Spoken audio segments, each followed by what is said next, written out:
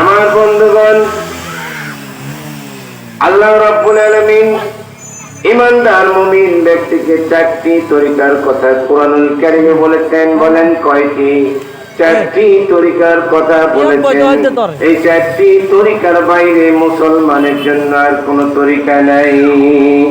এই চারটি তরিকার বাইরে যদি তরিকা অনুসন্ধান করো বান্দা, তুমি যতই আমল করো না কেন বিলকুল বাতিল বলে গণ্য হবে।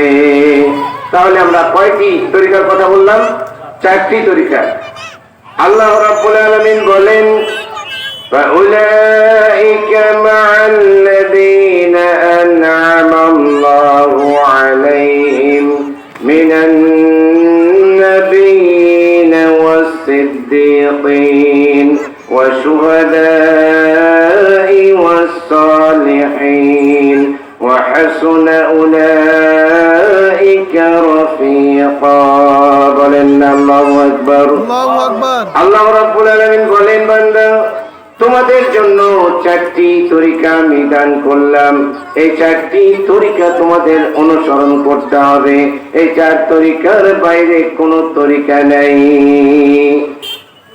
আমার বন্ধুগণ, আপনার কাজ কর্ম যদি নবীদের কাজ কর্মের সঙ্গে না মিলে, আপনি যতই নিজেকে আল্লাহওয়ালা দাবি করেন না কেন, আপনার কোনো আমল আল্লাহর কাছে গ্রহণ হবে না। আমার নবীজি যেভাবে নামাজ পড়েছেন, আমাদেরকেও সেইভাবে নামাজ পড়তে হবে। নবীজি যেভাবে হজ করেছেন, যাকাত দিয়েছেন, সেইভাবে হজ যাকাত করতে হবে। কারণ নবীজি বলেন, সল্লু কামা রাআইতুমুনি উসাল্লি, আমাকে যেভাবে নামাজ পড়তে দেখো তোমরাও সেভাবে নামাজ আদায় করো। তাহলে নির্দেশ হবে আল্লাহ তাআলার, আমল হবে আমার নবীর তরিকায়। নবীজি যেভাবে বলেছেন কোরআনুল কারীমে আকিমুস সালাত, সালাত কায়েম করার কথা বলা হয়েছে, কিন্তু আমরা সালাতটা কিভাবে আদায় করব এটা কিন্তু কোরআনে নাই। এটা শিখিয়েছেন আমার রাসূল সাল্লাল্লাহু আলাইহি ওয়াসাল্লাম। এখন আমরা যদি নিজে পণ্ডিতি করি, আলাদা তরিকায় যাই, যে আমরা মনে করি ফজরে তো 2 রাকাত নামাজ, আমরা আল্লাহ সন্তুষ্টির জন্য আজ থেকে ফজরে 4 রাকাত পড়বো, বলেন হবে? আমরা যে মাগরিবের নামাজ পড়ে আসলাম 3 রাকাত, এখন যদি মনে করি যে এখন তো সময় নাই, একটু দ্রুত চলে যেতে হবে, এখন 3 রাকাত পড়বো না, আমরা 2 রাকাত পড়বো, হবে? আমরা যদি মনে করি যে প্রত্যেকটি রাকাতে 2টা করে সেজদা দেই, তো সেজদা তো ভালো জিনিস, আমার আল্লাহর সন্তুষ্টির জন্য আজ থেকে আমরা 3টা করে সেজদা দেবো, বলেন গ্রহণ হবে?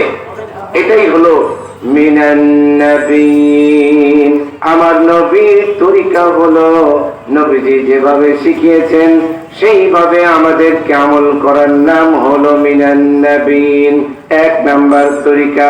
তাহলে 1 নাম্বার তরিকার কথা বললাম। 1 নাম্বার তরিকা হলো আমার নবীজি যেভাবে বলেছেন ঠিক সেইভাবে আমাদেরকে আমল করতে হবে। আমার নবীজি কি শুধু নামাজ পড়েছেন নাকি? আমার নবীজি যেমন নামাজ পড়েছেন, যেমন নামাজ পড়েছেন, হজ করেছেন, যাকাত দিয়েছেন, ঠিক তেমনি সমাজ পরিচালনা করেছেন, ঠিক তেমনি রাষ্ট্র পরিচালনা করেছেন।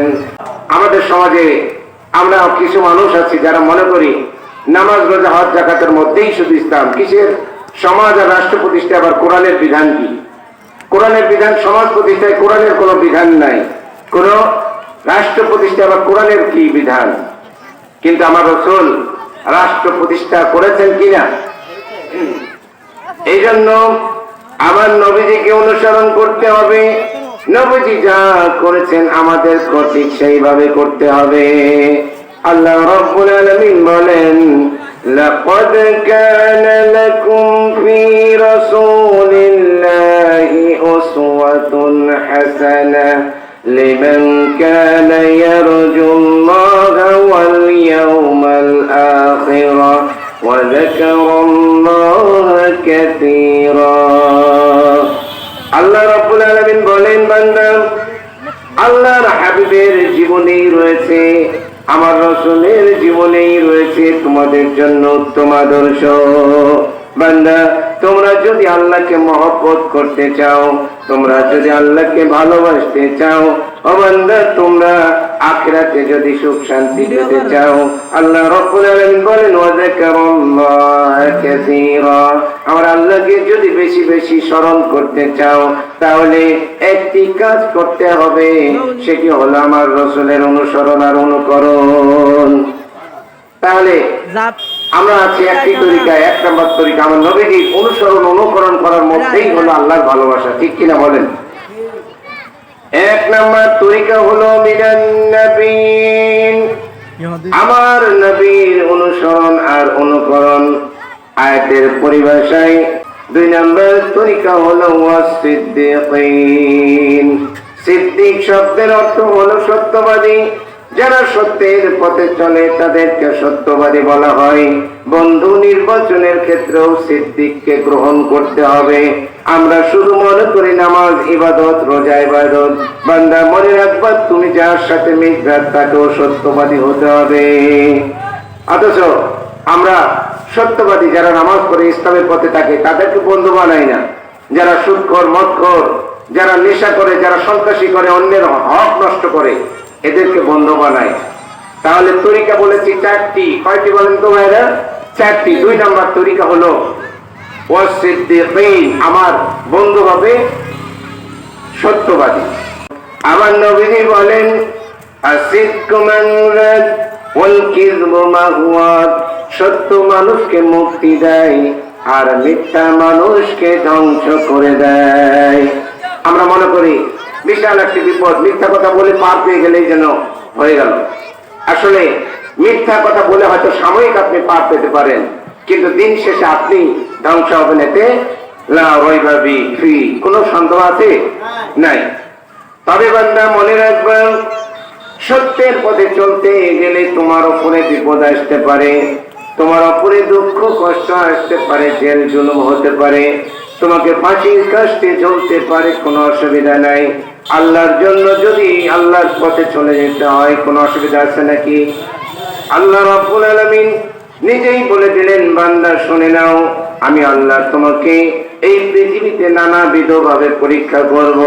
আমার আল্লাহ রাব্বুল আলামিন কোরআনুল কারীমে বলে দিলেন, وَلَنَبْلُوَنَّكُمْ بِشَيْءٍ مِّنَ الْخَوْفِ وَالْجُوعِ وَنَقْصٍ مِّنَ الْأَمْوَالِ وَالْأَنفُسِ وَالثَّمَرَاتِ وَبَشِّرِ الصَّابِرِينَ।